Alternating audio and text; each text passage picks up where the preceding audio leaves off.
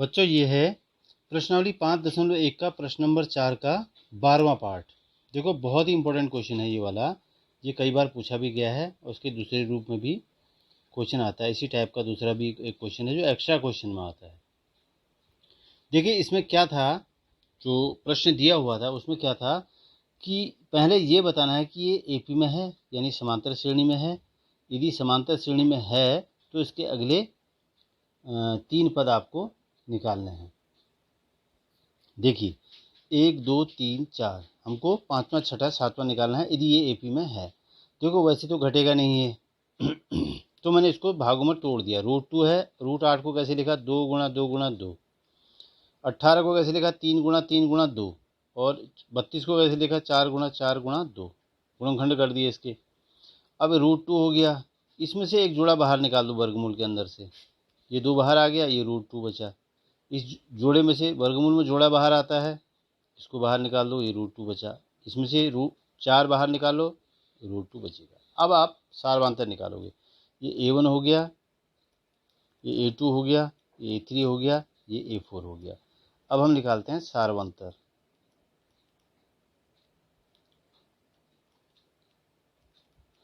देखिए सारवांतर D बराबर हो जाएगा A2 माइनस A1। पहले निकालो, 2√2 में से √2 गया, कितना बचेगा √2। 2√2 में से √2 गया √2। इसको ध्यान से समझिए, जैसे 2x में से x गया कितना बचता है x बचता है। यहाँ पर कई बच्चे कंफ्यूज हो जाते हैं, तो ये मान के चलो 2x में से x गया कितना बचता है, एक x बचता है, तो एक लिखते नहीं है, x हो गया ये। और 3x में से 2x बच गया, ये भी एक x बचेगा। इस प्रकार से इसको देखना है। तो ये हो गया। अब फिर निकालो अगला वाला पोर्शन, A3 माइनस A2। ये निकला A3 है 3√2 माइनस 2√2। अब देखो वही चीज़ मैंने बताया था, 3x में से 2x गया, कितना बचेगा x। तो 3√2 में से 2√2 गया, कितना बचेगा √2। इस प्रकार से फिर आगे निकालिए A4 माइनस A3। 4√2 ये है, ये 3√2 है, तो ये बचेगा √2। तो सारवांतर समान आ रहा है, सारवांतर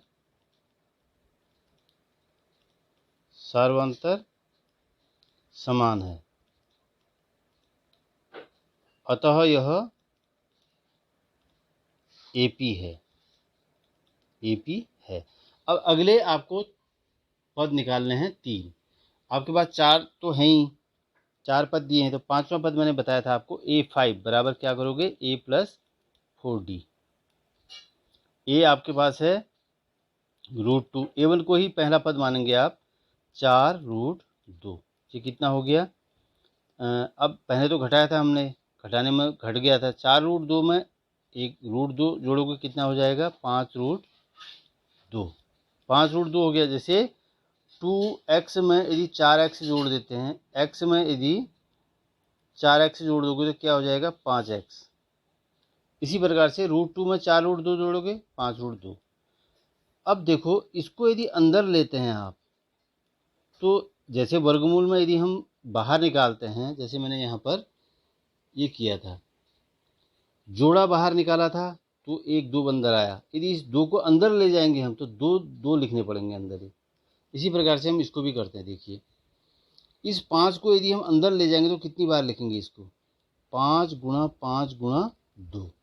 देखिए इसको बाहर निकालेंगे फिर 5 ही आ जाएगा। वर्गमूल को अंदर ले जाने के लिए, वर्गमूल में अंदर ले जाने के लिए इसका जोड़ा ही अंदर करना पड़ता है आपको, 5 नहीं करना पड़ेगा, 5 2 बार करना पड़ेगा। तो ये हो जाएगा 5 × 25 गुना 50। अगला छठा पद A प्लस 5D। तो A कितना है आपके पास √2, 5D कितना हो गया 5D आपके पास ये आ गया, ये हो गया 6√2।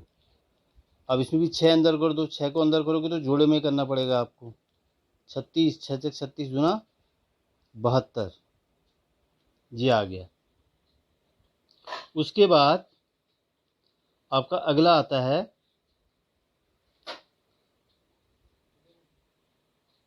√72 आ गया ये। अब अगला आएगा इसका A5 6 7। A7 क्या होगा A प्लस 6D। ए हो जाएगा √2, प्लस 6d, ये हो गया, ये हो जाएगा √2 प्लस 6 को अंदर ले जाओ आप, सॉरी √2 है, ये हो जाएगा √2 प्लस 6 छक 36, 36 हो गया, 36 दूना 72,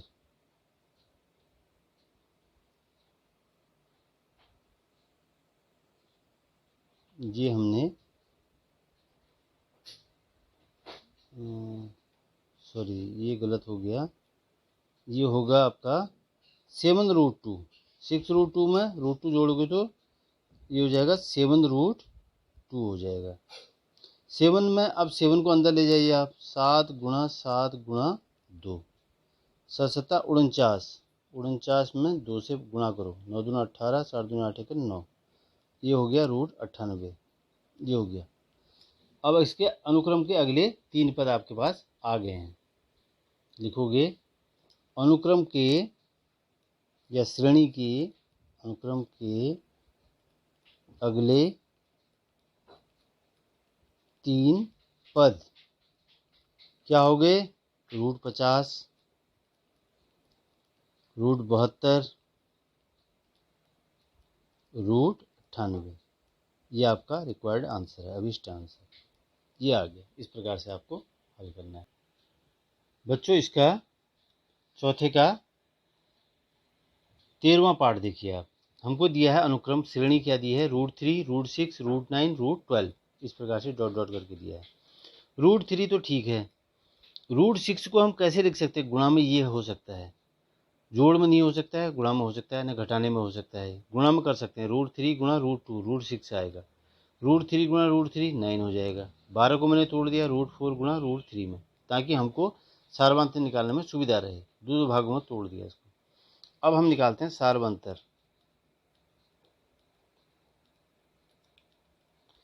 डी, ये A1 हो गया, ये A2 हो गया, A3 हो गया, ये A4 हो गया।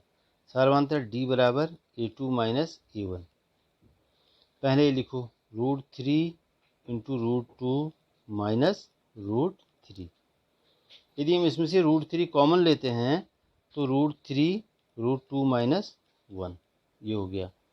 फिर दूसरे का सार्वंतर निकालिए, A3 माइनस A2, A3 है √3 इंटू √3 माइनस √3 माइनस √2, ये हो गया,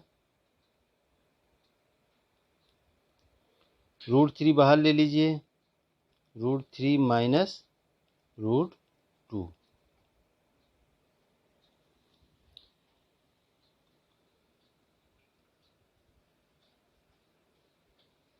अगला निकालिए,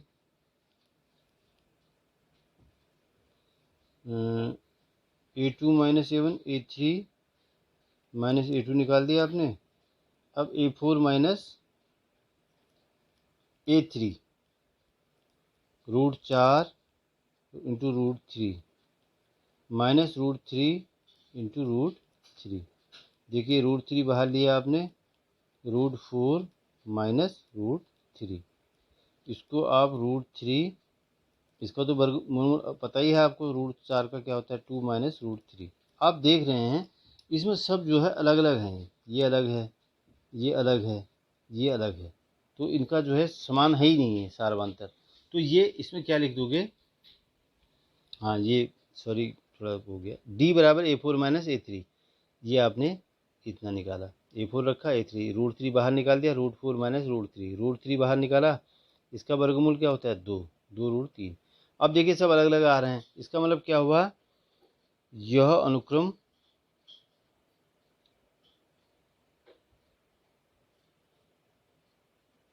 इस अनुक्रम को देखो, इस अनुक्रम का सार्वंतर समान नहीं है, नहीं है, अतः यह AP नहीं है, समांतर श्रेणी नहीं है, तो आगे आपको हल करने की ज़रूरत नहीं है, क्योंकि अब जब सार्वंतर समान नहीं है तो आगे के पद आप निकाल नहीं सकते हैं। उसके बाद इसका 14वां प्रश्न है, 10 और 4 14। इसमें अगला पद है 1 का स्क्वायर, 2 का स्क्वायर,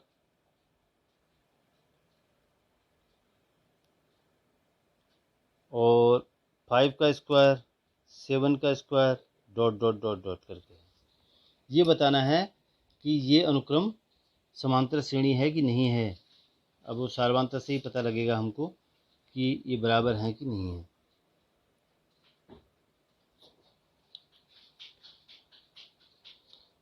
सॉरी, ये 3 है।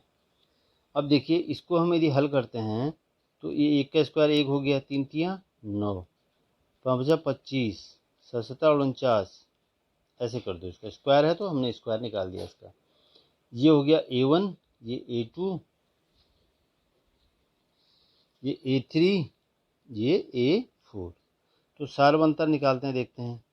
सार्वंतर D निकालते हैं। A2 माइनस A1 क्या निकलता है? 9 माइनस 1 8। फिर निकालते हैं A3 माइनस A2, 25 में से 9 घटाओ, ये बचेगा 16। फिर आगे करो,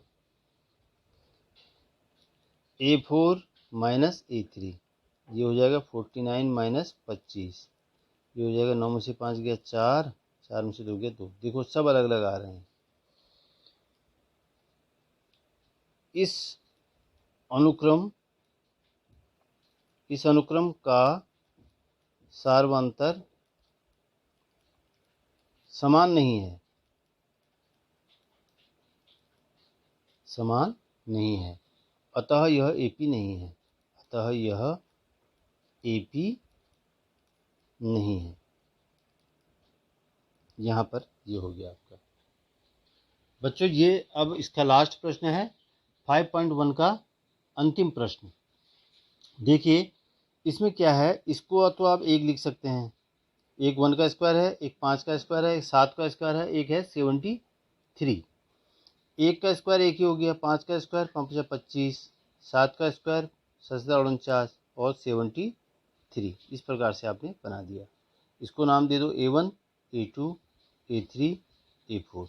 अब देखते हैं इसका सार्वंतर समान आ रहा है कि नहीं आ रहा है। पहले सार्वंतर,